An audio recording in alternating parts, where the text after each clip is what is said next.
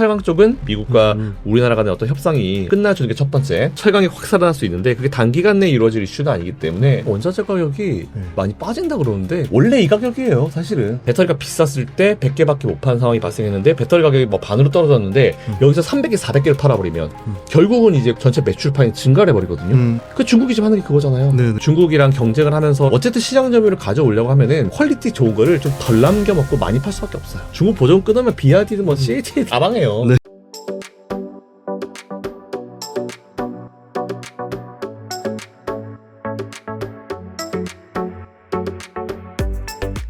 안녕하세요. MC 김지훈입니다. 오늘은 김성현 대표님 모시고 국내 시장, 미국 시장 다양한 투자 인사이트 나눠보도록 하겠습니다. 대표님 안녕하세요. 네, 반갑습니다. 대표님 먼저 2차전지부터 얘기를 해봐야 될 것 같은데 2차전지 주가는 여전히 부진한데 최근의 흐름 중에 대표님 좀 눈여겨보시는 뭐 특이한 포인트 같은 게 있으신지 궁금하고 앞으로 이제 그래도 이제 실적이 좀 개선될 거라고 예상은 되고 있는데 어떻게 보시는지. 일단은 뭐 지금은 2차전지뿐만 아니고 전체 업종 자체가 달리기는 어려운 시점인 것 같아요. 왜냐하면 이제 우리나라가 24일이라고 하죠. 24일 밤에 이제 2+2로 이제 회담을 시작했다라고 얘기가 나와가지고 물론 뭐 그 사이에 이제 뭐 달릴 수 있는 이슈들은 지금 잠깐 좀 멈칫한 상태긴 하지만 그렇다 하더라도 이제 각 기업들은 여러 가지 좀 좋은 내용들이나 뭐 좋은 소식들을 좀 많이 쌓아가고 있는 과정인 것 같아요. 뭐 사실 최근에 제가 눈에 제일 많이 띈 거는 LG엔솔이 중국으로부터 받아온 사실 그 내용이 좀 굉장히 컸다라고 좀 판단되고 있고 그리고 오늘 새벽에 보니까 이제 사우디 쪽에서 이제 이 비아디와 함께 또 새로운 어떤 전기차를 만드는 그 기술 협력을 하겠다 뭐 이런 얘기도 나오고 있더라고요. 근데 이게 원래 이제 사실 처음에 이 업종 자체가 시작이 됐을 때는 막 너나 할 것 없이 뛰어들고 막 서로 막 진짜 땅 따먹기죠. 우리가 어렸을 때 땅 따먹기 되게 많이 하잖아요. 그러니까 처음에는 이제 땅 따먹기를 시작하는 그런 과정이라고 보시면 될 것 같아요. 그냥 아무도 이제 주인이 없는 땅이 있었는데 서로 그 땅을 빨리 먹으려고 하다 보니까 되게 좀 과한 어떤 액션들을 많이 취했죠. 그러다 보니까 이제 막 싼 것도 많이 만들고 그러다 퀄리티 떨어지고 불도 나고 막 이런 엄청난 일들이 발생했었는데 사실 이 산업 자체도 점점 많이 좀 이제 성숙한 것 같아요. 처음 때보다는. 그러면서 이제 각 기업들도 자기들이 잘하는 걸 좀 많이 내세우기 시작을 했고 그리고 이게 원래는 너무 딱 선을 걷거든요. 각 기업별로 막 선을 긋고 우리 거, 너희 거 이게 딱 있었는데 요즘에는 그 선 자체가 좀 많이 예전보다는 희미해진 느낌인 것 같아요. 서로 뭔가 필요하다고 하면은 서로 이제 뭔가 얼라이언스도 많이 진행을 하고 있고 이런 상황이 만들어지게 되면서 이제 확실히 산업군 자체가 옛날보다는 많이 좀 이제 앞에서 말씀드린 성숙기에 들어간 느낌이 좀 있어가지고 좀 다행이다라는 생각이 들고요. 뭐 그 와중에 당연히 많은 기업들은 각자 이제 더 좋은 배터리나 뭐 더 좋은 어떤 소재에 대한 기술 개발을 계속 진행을 하고 있었던 그런 상황이었고 물론 아직까지 이 전고체나 이쪽으로 가기 위한 길은 좀 많이 멀었다라고 판단이 되긴 되지만 그렇다고 확실히 그 좀 단단해진 느낌이 좀 있는 것 같아요. 예전에 그냥 이슈몰이만 해가지고 주가가 확 올라갔을 때보다는 확실히 지금 이제 산업 자체가 좀 많이 단단해졌다는 느낌이 들고 근데 이런 이슈 하나하나가 트리거가 돼가지고 주가가 바로 반등을 해주기를 바랄 시점은 아니죠. 왜냐하면 이제 앞에서 우리가 잠깐 얘기 나온 대로 이제 미국과 이제 각 기업들이 각 국가들이 이제 협상을 해야 되는 상황이에요. 뭐 물론 이제 지금 일본이나 아니면 이제 EU 같은 경우는 먼저 시작했지만 사실 초반에 되게 만만치 않다라는 그런 느낌을 되게 많이 받고 우리나라도 본격적으로 이제 내일 모레부터 이제 시작이 되기 때문에 24일부터 시작이 되기 때문에 일단 거기서 어떻게 결론이 나오냐에 따라서 달라질 수 있을 거다라고 좀 보고 있는데 일단 우리나라는 뭐 당연히 미국한테 투자도 해주는 거지만 이제 뭐 LNG 선박이라든지 우리나라가 좀 줄 수 있는 미국이 필요로 하는 기술들을 꽤나 많이 가지고 있고 그리고 미국에 있는 뭐 반도체도 칩 만들려면 이제 SK하이닉스가 필요한 상황이고 이런 상황이기 때문에 일단 협상이 어떻게 진행되냐에 따라 가지고 앞으로 분위기 좀 많이 달라질 것 같아요. 그래서 지금은 뭔가 2차전지 관련 이슈가 하나 나와가지고 그게 바로 주가에 반영돼서 주가가 바로 날아가기에는 분명히 무리가 있는 시점이에요. 그거보다 더 강한 이슈가 이제 위에서 눌러주고 있기 때문에 보통 우리가 이제 그 화산을 많이 예를 들어서 생각을 한번 해보면은 화산이 어쨌든 지표면을 뚫고 나와야 되잖아요. 근데 이제 위에서 뭐 땅이 워낙 다 막아주고 있기 때문에 뚫고 나오지 못하는데 정말 작은 빈틈 하나가 있으면 이제 그게 시작이 돼가지고 화산이 폭발하고 그 부분이 이제 분화구가 되는 건데 그런 포인트가 아직까지는 보이진 않지만 일단은 그렇다 하더라도 밑에서 막 이제 활활 끓고 있죠. 활활 끓고 있어서 어느 한 번에 딱 트리거가 발생했을 때 우리나라 증시가 분위기를 타면서 어차피 우리나라 증시 분위기 타면은 앞에서 이끄는 거는 이제 반도체 2차전지가 치고 나올 거예요. 거예요. 그와 함께 몇몇 종목 업종도 이끌고 나갈 건데, 그 시점을 일단 지금은 기다리고 조금 이제 사이트를 길게 보시면서 투자를 계속 좀 이어가시는 시점이 지금은 맞다라고 보고 있습니다.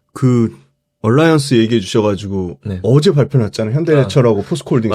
맞아요. 그거 동맹 보시면서 네. 포스코홀딩스에 대한 견해가 여전히 긍정적으로 네, 보시는지 포스코홀딩스에 대해서 좀 업데이트 해주신다면. 네. 포스코홀딩스는 사실은 뭐 그동안 되게 많은 이슈 가운데 있었죠. 네네네. 뭐 기술 개발이라든지 뭐 여러 가지 뭐 광산도 그렇고 되게 많이 했었어요. 추가적으로 계속 좀 지금도 투자를 진행하고 있는 상황이고 투자를 걷어들이는 느낌은 포스코홀딩스를 포함해서 우리나라 기업들 중에 그 어떤 기업도 없고 네네. 여전히 좀 투자를 잘 진행하고 있는 상황이어가지고 이번에 현대제철이랑 포스코홀딩스 같이 가져간 거는 둘 다 최강 기업이잖아요. 그러니까 포스코홀딩스가 보통 이제 원래는 잘 아시겠지만 포스코라고 하는 기업은 옛날 박대주 회장님 때부터 이제 철강을 주로 했었던 기업이었어요. 맞습니다. 근데 제가 그때도 항상 이제 철강 위주의 이제 어떤 산업 이제 포트폴리오가 이제 매출 포트폴리오가 이제 유일하니까 철강 산업이 어떠냐에 따라 가지고 회사의 어떤 실적이나 어떤 이런 것들이 너무 왔다 갔다 많이 했었죠. 근데 2차전지 소재 이쪽을 들어가면서 어떻게 보면 매출의 포트폴리오가 두 개로 나눠진 거죠. 네, 그렇게 되면서 오히려 이제 많은 사람들은 포스코가 이제 2차전지 쪽을 한다고 하니까 뭐 CEO도 아니면 뭐 많은 사람들이 이제 정말 2차전지를 밀어주시면 좋겠다라는 식으로 했는데 기업을 운영하는 사람 입장에서 보면은 사실 제일 좋은 거는 이제 여러 가지 업종에서 다양한 매출이 나오는 게 사실 제일 좋아요. 매출의 포트폴리오가 넓다라는 표현을 쓰는데 뭐 일례로 삼성전자랑 SK하이닉스를 비교할 수 있겠죠. SK하이닉스는 이제 정말 반도체에서만 매출이 나오는데 삼성전자 같은 경우는 반도체도 나오죠. 이번 휴대폰 잘 나잖아요. 네네네. 휴대폰 잘 나서 매출도 견인했죠. 그리고 뭐 나머지 뭐 가전도 팔고 되게 많은 걸 파는 포트폴리오, 매출의 포트폴리오가 되게 다양한 기업이기 때문에 서로의 매력 포인트가 되게 달라요. 근데 포스코홀딩스가 그동안은 이제 거의 철강에서만 매출이 나왔는데 철강 쪽만 생각해 보면은 좀 안 좋았죠, 그동안. 왜냐면 이제 일본이 엔저를 딱 등에 업고 일본도 철강 잘하잖아요. 네네. 그걸 막 내세우니까 당연히 일본의 철강이 지금까지 안 좋아서 좀 뭔가 인기가 없었던 거는 비싸서 퀄리티 좋은 건 인정하지만 비싸서 그랬는데 엔저 등에 없고 오히려 더 이제 수출할 때 더 유리해진 상황이니까 우리나라가 밀려버린 거죠. 포스코 거기서 밀리고 그리고 지금 뭐 트럼프 대통령 들어오면서 이제 미국 내에서도 뭐 철강에 대한 얘기가 나오고 있고 그러다 보니까 자꾸 지금 이제 밀릴 수밖에 없는 상황이고 게다가 또 중국이 보통 철강을 많이 사가고 예전에 잘 아시죠? 중국이 한참 이제 건설하고 건설 경기 붐이 불었을 때 중국이 한참 성장할 때 전 세계에는 철강을 다 빨아들였어요. 엄청 비쌌죠. 철강의 단가가 너무 올라가니까 그때 이제 우리나라 기업들이나 우리도 철강 필요한 업종들이 되게 힘들었습니다. 원자재 비용이 너무 올라가 버리니까. 그런데 지금은 이제 중국이 경기 침체로 완전히 들어간 상황이어가지고 철강에 대한 수요가 없죠. 거의 낮죠. 엄청나게 낮죠. 게다가 또 사우디도 엄청난 건설을 한다고 했는데 그것도 좀 딜레이가 되고 네온시티 같은 것도 그쵸, 그러다 보니까 철강에 대한 수요가 지금 낮아요. 낮은 상황이기 때문에 어쩔 수 없죠. 그러다 보니까 이제 포스코홀딩스나 포스코그룹 같은 경우는 철강 매출 자체가 지금 좀 되게 좀 쉬어지고 있는 그런 시점이어가지고 뭐 이제 공장도 몇 개를 뭐 스톱시키고 다시 리밸런싱을 하고 있고 이런 상황이 발생하는 가운데 현대제철이랑 같이 얼라이언스를 한다라고 하는 거는 이거는 이제 두 개 기업이 합치지만 사실상 우리나라 철강 기업이 다 합친다 보면 돼요. 그 두 개 기업이 거의 대부분을 차지하기 때문에. 그래서 저는 오히려 그런 걸 봤을 때 철강 산업도 뭔가 한번 살려보기 위해서 이런 액션들이 나오고 있다라고 해가지고 이런 노력들을 사실 저는 되게 좀 좋게 보고 있습니다. 물론 두 기업들이 그렇게 한다 해가지고 당장 뭔가 눈에 띄게 개선이 되거나 뭔가 보이진 않을 거예요. 근데 그렇다 하더라도 서로 뭔가 이런 것들 교류를 하면서 이제 이 업종 자체를 좀 뭔가 바닥에서 한번 살려보고 싶어하는 그런 액션들이 시작이 됐다고 보면 되기 때문에 일단 저는 이 얼라이언스를 되게 긍정적으로 좀 보고 있고요. 물론 이제 철강 쪽은 일단은 우리가 완벽하게 괜찮아지려면 중국이 경기가 살아나야 되고 그리고 이 협상이 끝나야 되고 또 협상 사실 트럼프 1기 때 이제 우리나라와 미국이 협상한 때 여러 가지 뭐 이슈가 있었지만 그중에 좀 특징적인 게 철강이었어요. 철강을 처음에 이제 트럼프 대통령이 우리나라한테 25% 관세를 때렸죠. 25%를 얻어맞고 나서 이제 미국에 가가지고 협상을 진행하는 과정에서 이제 수출 쿼터만 좀 제한을 하고 25% 관세는 없어졌거든요.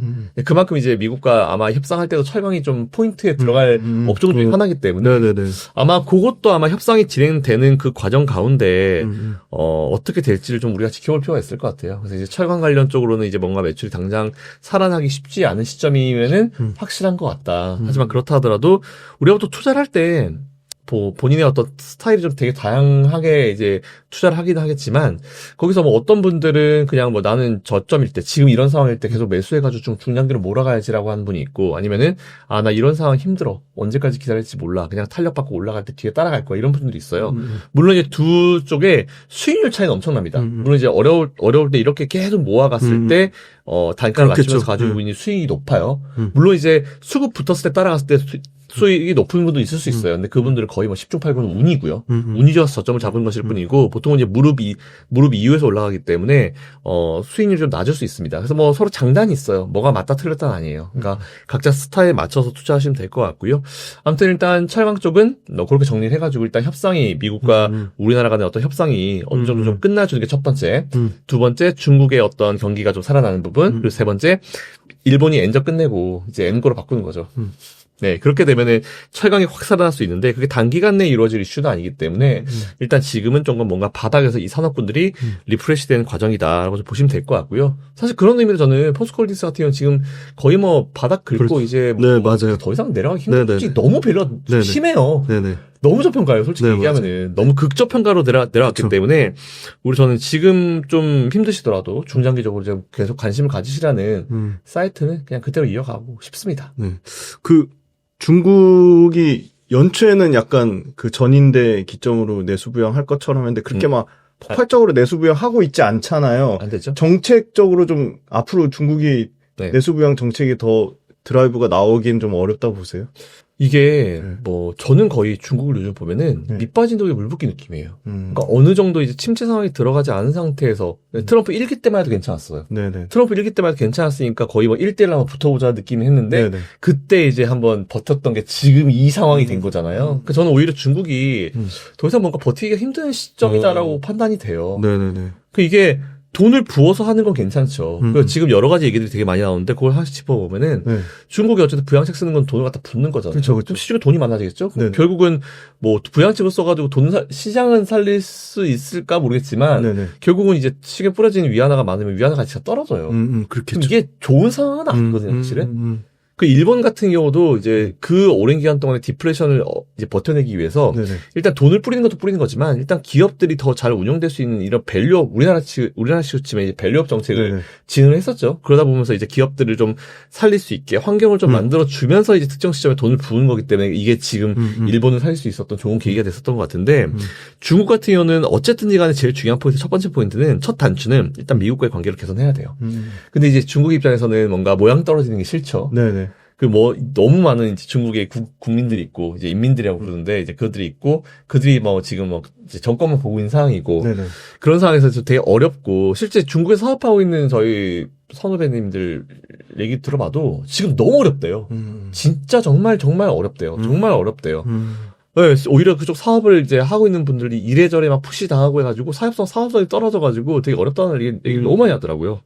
그런 것만 보더라도 일단 제가 봤을 때는 일단은 중국은 지금 돈으로 부어가지고 내수를 부양시키는 거는 분명히 한계가 있을 거라 봐요. 그러다 보면 이제 그러다 보니까 자꾸 내수가 안 되니까 수출로 살리려고 엄청 했죠. 그래서 이제 재작년 초만 하더라도 중국이 아시겠지만 네.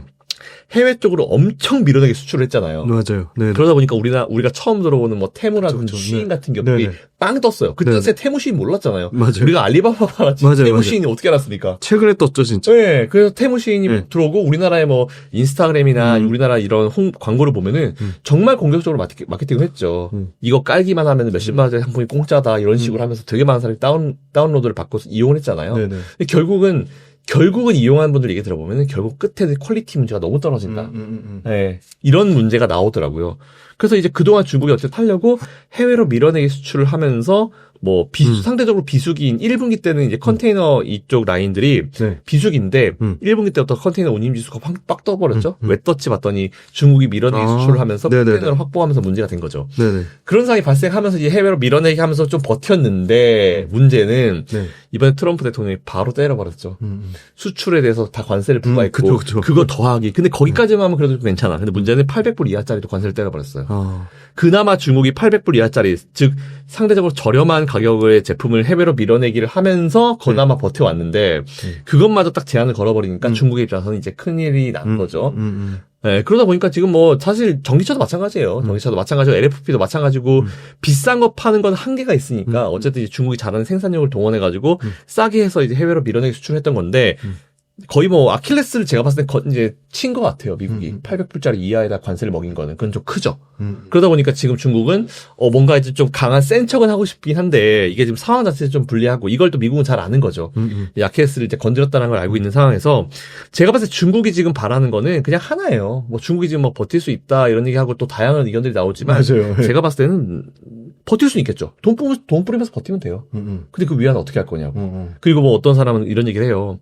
중국이 가지고 있는 미국의 국채를 던져가지고 미국한테 한 방 먹을 거다라고. 그 얘기 많이 나오더라고요. 네. 근데 먹일 수는 있어요. 한 방 먹일 수 있는데 지금 미국이 어떤 걸 합니까? 장기채 위주로 해서 전 세계에 지금 세일 잘라고 하잖아요. 우리나라 포함해서. 네네네. 그런 액션들이 왜 나오겠어요? 만일 중국이 이제 채권을 던져가지고 미국을 좀 애매하게 만들잖아요. 그러면은 애매하게 만들 수는 있어요. 근데 그것 또한 이제 그런 상황이 발생하면은 또 뭔가 데미지는 있을 수 있겠죠, 시장에. 근데 결국 그 미국 국채라는 것도 한번 생각해 볼게요. 전 세계에서 제일 안전하죠. 그렇죠. 누가 보더라도 전 세계에서 제일 안전한 채권입니다. 국채. 미국보다 안전한 채권이 있을까요? 없어요. 일제는 뭐 1등이죠. 네, 일본? 에이, 네. 안 되죠. 네. 미국이 단독 선두잖아요. 그렇죠. 자, 그런 상황에서 중국의 국채 보유가 많아요. 그러면 이제 한 국가의 신용 등급을 평가할 때 그 국가의 어떤 이 재무 상황을 많이 따져보겠죠. 근데 미국이 국채를 많이 가지고 있다는 거는 그만큼 이제 안전자산을 많이 보유하고 있네라고 해가지고 평가 등급을 좋게 줄 수 있어요. 근데 그걸 팔았다? 수가 줄어들었다? 자, 중국의 그 신용 평가가 어떻게 될까요? 애매해질 수 있겠죠. 첫 번째, 두 번째, 안전자산이잖아요. 팔아요. 결국 그거 자기들 자산이에요. 팔면 어떻게 되겠어요? 자기들이 가지고 있는 안전자산 파는 그렇죠. 걸 여러분들이 가지고 계시는 집을 파는 거랑 똑같습니다. 예. 그만큼 상황이 안 좋다는 걸 반증하는 거겠죠. 그래서 저는 국채를 매각해가지고 뭐 미국 매긴다? 한계가 있다 봐요. 분명히 한계가 있다 봅니다. 그리고 이제 자기들이 생산해가지고 그걸 해외 수출해가지고 한다? 그래서 최근에 중국이 뭐라고 그랬냐면은 이제 자꾸 중국이 최근에 얼라이언스를 만들려고 그래요. 맞아요. 네. 아시아 쪽이나 그렇죠. 아니면 미국한테 피해를 보는 국가들 모여라! 이래서 하고 있거든요. 네네. 근데 그건 자기들 꿈이에요, 솔직히. 우리가 지금까지 미국 제쳐놓고요. 중국과의 관계만 봤을 때, 뭐, 그동안 얼마나 많은 국가들한테 피해를 줬습니까? 뭐, 엄청나게 많이 피해를, 뭐, 실크로드 만든다 그래가지고. 1대1로 박살났죠? 1대1로 하면서 거기 국가들 하나 부채 엄청나게 많고. 박살났죠. 결국은 그 1대1로가. 갑자기 1대1로 생각나네요. 맞아요. 네. 1대1로 보세요. 1대1로 봤을 때 결국은 그 나라한테 돈 빌려줘가지고. 국값게 만든 다음에. 맞아요. 결국은 그 나라를 자기들이 뭔가 먹으려는 속셈? 네네. 그거밖에 보이지가 않아요. 맞습니다. 안 되잖아요. 그러니까 엄청나게 많은 나라들이 당했다고요. 근데 지금 와가지고 그 나라들한테 야 우리야 미국이야 선택해. 중국을 선택할 나라가 얼마 될까요? 있을 수 있겠죠 물론. 그러네요. 미국이 너무 싫어 하는 나라 있을 수 있겠죠. 근데 지금 이런 상황에서 과연 우리나라가 미국 편을 들 것이냐, 중국 편을 들 것이냐. 새로 이제 우리나라는 6월 3일날 선거이 나오잖아요. 네네. 그럼 이제 어느 라인으로 가냐에 따라서 분위기 달라질 것 같은데 우리나라는 저 개인적으로 생각하면 중국 라인 안 들어갔으면 좋겠어요. 미국 라인은 가야죠. 그러니까 이게 상식적이고 뭔가 이제 합리적인 그 시장 경제가 있는 미국이나 아니면 이제 시장 경제긴 하지만 이제 자기들 스타일의 시장 경제인 중국이냐 요거에 따라 달라질 수 있을 것 같은데 항상 스타일 자체가 그래요. 뭔가 미국은 협상이 가능한 부분이 분명히 있고 기브앤테이크가 어느 정도 가능하지만 중국은 항상 이제 찍어 누르거든요. 그래서 저는 오히려 그런 부분이 또 되게 앞으로 중요한 포인트가 될 거라 생각해요. 그래서 저는 오히려 이렇게 중국이 이렇게 얼라이언스를 만들려고 하는 그 노력 자체가 결국 저는 안 될 거다라고 보고 있고 그러다 보면 또 결국은 또 이제 미국과 중국이 1대1로 이제 협상을 해야 되는 그 시점이 올 수 있을 것 같은데 뭐 낼 수 있는 카드가 몇 가지 있죠. 뭐 중국에 있는 공장이라든지 뭐 몇 가지 카드가 있긴 있겠지만 결국 미국은 달러를 쥐고 있는 국가이기 때문에 중국도 한계가 있다 봐요. 그래서 저는 이런 얘기 많이 하죠. 앞으로 트럼프의 이 집권 4년을 잘못하면은 중국은 앞으로 40년 동안 진짜 힘들 수 있다는 생각을 합니다. 네네네.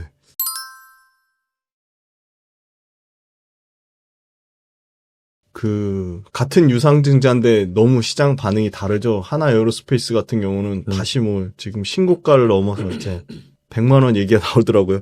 근데 반면에 삼성 SDI는 똑같이 삼성 SDI도 심지어 최근에 3천억인가 유증 규모를 줄여가지고 1조 7천억인데 그것도 뭐 허튼데 운영자금 쓰는 게 아니고 전부 해외 공장 맞아요. 투자를 하는 건데 삼성 SDI 유증은 좀 어떻게 보시는지 궁금하고 삼성 SDI도 앞으로 기대하는 부분은 결국은 북미에서 인디애나 합작 공장 이제 스타트 끊었거든요. 맞아요. 앞으로 이제 그 스텔란티스발 물량이 막 쭉쭉 나올 것 같은데 스텔란티스도 이제 매력적인 전기차 신차가 계속 나올 거고 삼성 SDI 유증이랑 삼성 SDI는 좀 LG엔솔보다 많이 좀 더 밸류에이션이 말도 안 되게 싸잖아요. 맞아요. 뭐 PER 10배 막 이렇거든요. 맞아요. 어떻게 보시는지. 그러니까 지금까지 우리나라 배터리 3사들을 봤을 때 보면은 문제가 딱 각 기업들 보면 SK온은 뭐 비상장사긴 하지만 그래도 거긴 명확한 컨셉이 있었어요. 있죠. 그죠? 그리고 LG엔솔도 있었어요. 있죠, 네. 삼성 SDI는 유일하게 지금 하나 있는 게 전고체였었어요. 네네. 그리고 이제 스텔란티스 같은 경우도 이제는 이제 북미 공장 같은 경우도 이제 스타트를 끊은 거잖아요. 그러니까 지금까지 보면 삼성 SDI를 봤을 때 솔직히 얘기하면 투자 포인트가 별로 없었어요. 전고체 그 너무 먼 미래. 네네. 그리고 인터 배터리를 가도 작년이랑 올해랑 사실 전고체를 봤을 때 뭐가 달라졌지? 그리고 오히려 부스가 전고체 쪽을 다루는 그 부스가 부스 그 크기 내에서도 전고체를 다루는 그 이제 코너가 작년보다 작아졌어요. 네네. 그렇기 때문에 저는 오히려 이게 전고체에 대해서 너무 관심이 많이 쏠려가지고 올해는 전고체를 좀 잡게 했나 그런 생각 사실 되게 많이 들었는데 일단 말씀하신 대로 밸류는 굉장히 싸죠. 그리고 이제 올해 북미 공장 시작되는데 문제가 뭐냐면 일단 주 고객 타겟팅이 스텔란티스잖아요. 맞아요. 근데 스텔란티스 공장이 위치가 다 또 이제 거의 멕시코 라인 그쪽에 멕시코 라인이네요. 그러다 보니까 지금 어쨌든 트럼프 대통령이 이 자동차 쪽에다 관세를 25%를 부과하면서 물론 멕시코랑 지금 협상 잘 되고 있나 보더라고요. 그리고 결국은 지금 사실 보면 거의 멕시코에 있는 공장에 있는 회사들이 다 GM이나 이게 다 미국 공장들이에요. 네네. 그렇기 때문에 일단 그런 식으로 하지만 결국은 협상을 잘 풀어줄 겁니다. 네, 그래서 이제 지금 당장은 그런 협상 과정이기 때문에 오히려 그런 것들이 부각돼서 나오기 좀 어려운 상황인데 제가 봤을 때 멕시코나 캐나다 같은 경우 협상이 그렇게 어렵게 되지는 않을 거예요. 잘 될 거예요. 네네네.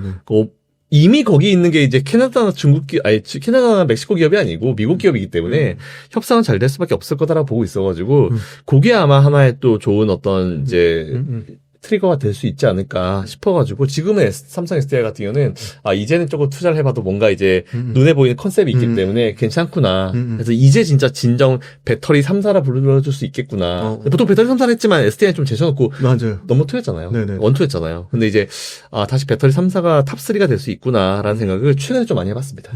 그 2차 전지 마지막으로 그 원자재 가격 빠지는 거 요새는 이제 그냥 옆으로 계속 기더라고요. 리튬도 그렇고 니켈도 뭐 빠졌다가는 좀 빠진 거는 좀 멈춘 것 같긴 한데 원자재 가격이 올라야지 결국은 양극재 업체들 판가에 전이하는 건데 원자재 가격 흐름은 어떻게 보세요? 저는 원자재 가격이 많이 빠진다 그러는데 저는 그냥 균형 가격을 찾아가고 있다 봐요. 원래 이 가격이에요, 사실은. 원래 이 가격이 정상이고. 그동안에 과도하게 올랐다. 맞아요. 제가 지난번에 한 번 더 보내드리겠습니다. 지난번에 제가 골드만자를 보여드렸는데 이미 2018년도, 19년도 그때 이제 그 러시아 우크라이나 전쟁 발생했을 때 그때 한번 원자재 팍 튀었잖아요. 맞아요. 근데 그 전부터 보시면 그 차트 딱 그때 없애고 보시면 그 전부터 이미 원자재나 배터리 가격은요 하향 안정화를 찾고 있었어요. 그러니까 떨어지고 있었어요. 떨어지면서 이제 각 그 들어가는 양극재라든지 그 가격들도 균형 가격을 찾아가려고 하는 시점이었는데 갑자기 러시아 우크라이나 전쟁 발생하면서 이제 모든 원자재 가격이 다 튀어버렸고 양극재 가격이 확 튀면서 그때 떨어지다가 그때 차트만 확 쏟아졌거든요. 근데 그때 이후에 다시 떨어지고 있어요. 그래서 저는 오히려 뭐라 그러냐면은 오히려 양극재는 뭐 변동성이 큰데 음극재 같은 경우는 올라가다가 지금 어느 정도 균형을 찾아가지고 양극재를 제외하고는 다 고만고만해요. 다 지우고 보시면 다 고만고만합니다. 그 양극재만 좀 이제 변동성이 좀 큰 건데 이게 어쨌든 이제 양극재 가격이 올라가면은 지난번처럼 똑같이 되는 거죠. 배터리 가격이 올라가니까 그럼 이제 어쨌든 배터리 이런 소재를 파는 기업들의 매출은 증가할 수 있어요. 근데 앞으로는 그런 시대 안 와요. 제가 봤을 때는 그냥 양극재 가격도 그 가격 안 올 겁니다. 전쟁 발생해서 뭐 올라가면 그런 가격이 발생할 수 있고 아니면 지금 이제 관세니까 관세 같은 거 부과해가지고 오히려 인플레이션이랑 관세는 전 똑같이 보는 게 관세 같은 거 부과해가지고 하다 보면은 다 기업들도 이제 그 관세 부과만큼은 이제 가격이 넣을 수밖에 없는 거고 그러다 보면 이제 그게 소비자로 전가가 되잖아요. 그러니까 오히려 그렇게 되면서 살짝 이제 이런 가격이 반등할 수도 있겠지만 결국 이 관세는 사실 오랜 기간 동안 좀 픽스가 되기 때문에 좀 반등하는 그 계기가 될 수 있겠지만 크게 변동할 것 같지는 않아요. 그래서 오히려 이 낮은 가격이 유지가 되는 상황에서 최근에 긍정적인 기사가 뭐냐면 옛날에 그 비쌌을 때 판가 높아가지고 많이 판매할 때는 그 배터리를 살 수 있는 기업이 한정적이었어요. 테슬라, 싸지니까 더 많아진 거죠. 네. 그렇죠. 이제 그렇게 되는 거죠. 네. 그때 비싼데 네네. 비싼 가운데 어떻게든 시장 점유율을 가져와야 되니까 테슬라도 이제 저런 중국 기업이 따라오는 게 보이니까 일단 경쟁적으로 엄청난 배터리를 그냥 비싸도 사들였죠. 빨리 시장 점유율을 빨리 생산을 해야 되니까. 근데 이제 나중에 우크라이나 러시아 전쟁이 어느 정도 이제 좀 조용해지고 이제 수면 아래로 내려가면서 급격하게 떨어지기 시작하니까 그때 비싸게 샀었던 그 배터리들이 불량 재고로 다 남아 있었던 거예요. 근데 되게 웃긴 게 뭐냐면 그때 당시엔 걔네들이 불량 재고가 아니었죠. 어쨌든 넣어가지고 판매가 되는 것들이었는데 원자재 가격이 빠르게 떨어지니까 비싸게 사는 것들은 결국은 그때 당시에는 와 너희들이 있어서 우리가 다행이야라고 했었던 애들인데 떨어지니까 야 너희 불량 재고다 이렇게 이제 아예 걔들 몰아버리는 거예요. 네. 그것 자체가 사실 저는 참 되게 웃기죠. 너무너무 필요했던 배터리인데 비싸게 샀다는 이유만으로 불량 재고 처리를 해버리니까. 근데 그 재고 다 사라졌잖아요, 지금 이제. 다 사라진 상태에서 그때 당시에 잘 아시겠지만 거의 테슬라가 원탑이었었던 이유가 돈이 있었기 때문에 걔들이 샀기 때문에 이제 원탑이 된 거죠. 그때 당시에 루시드, 리비안, 뭐 기타 등등 뭐 많은 그런 전기차 기업들이 되게 많이 망했습니다. 엄청나게 망했고 뭐 그 니콜라 이런 애들 말고 니콜라는 그냥 원래 태생부터가 사기였던 애고 수소 뭐 이제 언덕에서 굴려야지만 차가 가는 근데 나중에 뭐 전기차로 바꾼다길래 제가 되게 웃었어요. 네네네. 그래서 이제 그런 기업 말고 루시드 리비안 같은 기업들도 사실은 이제 스타트업 수준이었죠 다들. 그래서 이제 빨리 배터리를 확보를 해야지 더 생산을 해가지고 생산을 해야지 어쨌든 시장 점유율을 잡잖아요. 근데 안 되는 거죠. 돈이 없으니까 어떻게 해요? 그 비싼 걸 왜 주고 삽니까? 우리는 절대 이 생산 단가 안 나온다. 이렇게 했던 거죠. 근데 최근에 보면은 이제 루시드가 갑자기 증자를 하더라고요. 근데 증자했을 때 저는 이제 때가 됐나 싶었어요. 근데 언론들을 그걸 뭐라고 해석했냐면 루시드가 얼마나 힘들길래 얼마나 힘들게 증자해가지고 이거를 갖다가 이제 회사가 좀 많이 힘든가 보다 이렇게 해석을 하더라고요. 근데 루시드 뒤에 누가 있냐고요. 사우디 있어요. 근데 뭘 힘들어서 증자를 합니까? 그래서 오히려 그 증자했을 때 얘네들 이거는 이제 시작하는 거다. 분명히 이제 시작하고 생산 늘리려고 하는 이제 배터리나 이런 어떤 생산의 캐파 늘리려고 하는 이제 자금이다 했더니 딱 그렇더라고요. 그 이후에 루시드, 리비안 같은 기업들이 생산 늘리잖아요. 최근에 리비안 CEO가 나와가지고도 이제 얘기하는 게 네. 생산에 대한 얘기도 하고 이런 얘기 되게 많이 하잖아요. 그리고 최근에 보면은 에스컬레이드. 네네. 에스컬레이드도 전기차 모델이 나와요. 그 나온다고 하죠. 네네. 그러니까 이게 지금 보면은 어쨌든 이제 처음에 막 이제 붐 됐을 때 이제 따라가지 못했던 기업들이 배터리가 싸지니까 이 정도만 한번 비벼볼 만해라고 생각하면서 이제 배터리 사들기 시작하죠. 그래서 LG 엔솔한테 이제 가져갔잖아요. 루시 같은 경우는. 그래서 이런 것들이 빨리 캐치를 해야 돼요. 그래서 원래는 배터리가 비쌌을 때 100개밖에 못 파는 상황이 발생했는데 배터리 가격이 뭐 반으로 떨어졌는데 여기서 300개, 400개를 팔아버리면 결국은 이제 곱하기 했을 때 전체 매출 파이 증가를 해버리거든요. 그 중국이 지금 하는 게 그거잖아요. 네네. 좀 싸게 내려가지고 많이 팔아가지고 이제 전체 매출 증가시키는 상황이잖아요. 그래서 저는 앞으로 배터리파는요, 뭐 양극재 가격이 올라가가지고 뭐 비싸게 판다? 그런 상황이 발생하지 않아요. 대신에 예전보다 훨씬 더 많이 팔 거예요. 네. 판매량 자체가 엄청나게 증가할 겁니다. 이에 따라 가지고 매출이 훨씬 더 늘어날 수 있는 그런 식으로 판이 갈 거지. 뭐 양극재 가격이 올라가가지고 옛날처럼 그렇게 비싼 단가를 판다? 아니 뭐 좋은 이제 새로운 어떤 유형의 이런 제품들이 나오게 되면 비싸게 팔 수 있겠죠.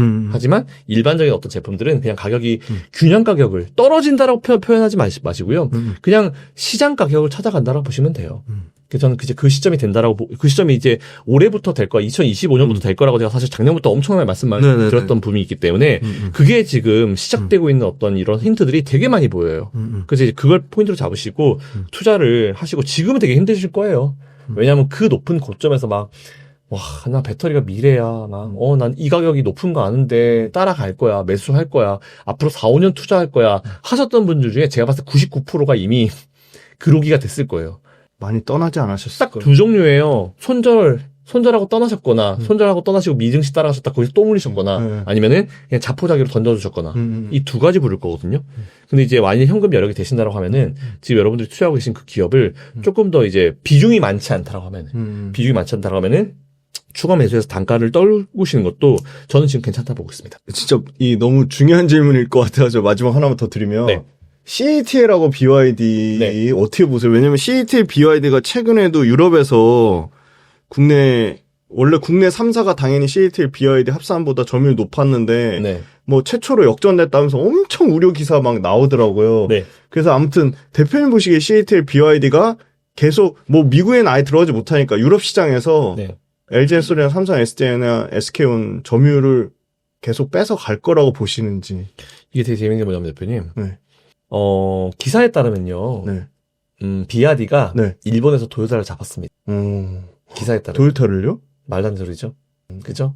비아디가 기사를 그렇게 내요. 일본에서 도요타를 잡았다고. 아시겠지만 도요타가 전기차를 만들 수는 있지만 네네. 그게 크게 그렇게 되게 막 포지션이 너무 낮죠. 네, 이제 막 늘리려고 하고. 이제 그렇게 되게 신경 쓰는 회사가 아니에요. 그렇죠, 그렇죠. 그런 식이에요, 지금. 네.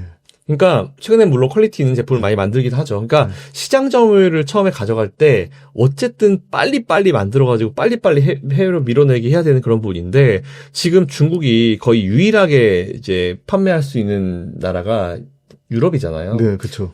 네, 그래서 유럽에서는 그래도 이제 점유율을 계속 가져가는 거 하고 우리나라가 뭐 들어가려고 하면은 이런 일이 있대요. 우리나라 거 갖다 이제 밀면은 네. 그쪽에서 이제 우리나라 거 이제 해가지고 더 싸게 이제 밀어가지고 더 점유율을 늘리는 그런 액션도 취하고 있다고 하더라고요. 그래서 그게 항상 근데 그들이 예전부터도 그런 시장 점유율이나 얘 태양광 때도 그랬어요. 중국. 그러니까 네. 옛날에 했던 것들을 그대로 반복하고 있는 상황이어가지고, 그래서 저는 이제, 그래서 이제 그런 이제 스타일들을 별로 좋아하지 않아 하거든요.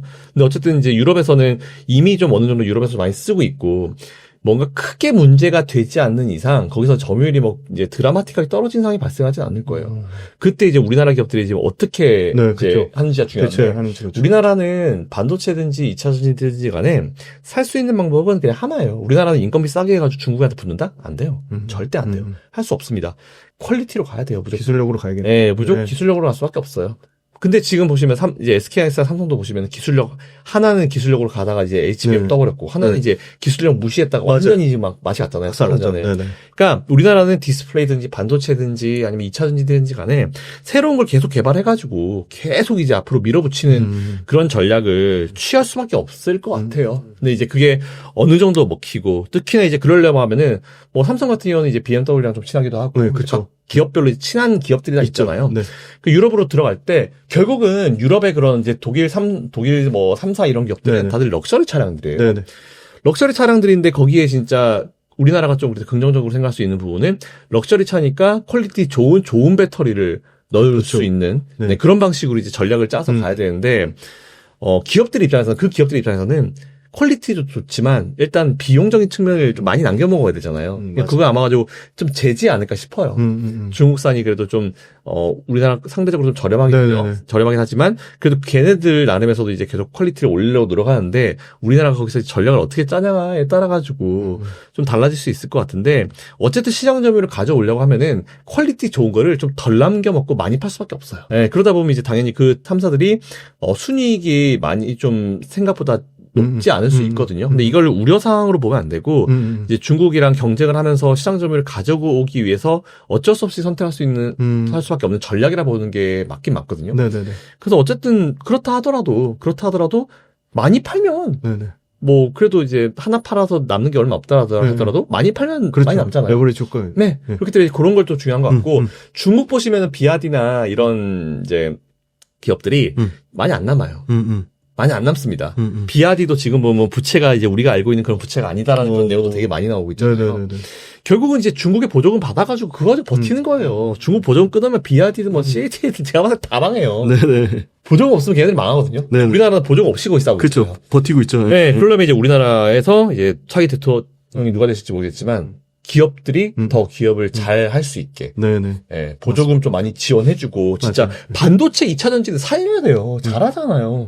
그러니까 잘하는 기업들 막 힘들게 가가지고 막 기업들 막 괜히 막 부담 주지 말고 더 사업을 잘할 수 있는 환경을 만들어야 되고 대신에 지금 LG그룹처럼 자꾸 이상하게 막 이상한 거 막 말도 안 되는 뭐 자회사 상장시키고 막 뭐 분할 상장시키고 막 물적 분할하고 이런 거는 다 때려잡아야 돼요. 네네네. 그런 것들 자체가 우리나라 경제를 좀 먹거든요.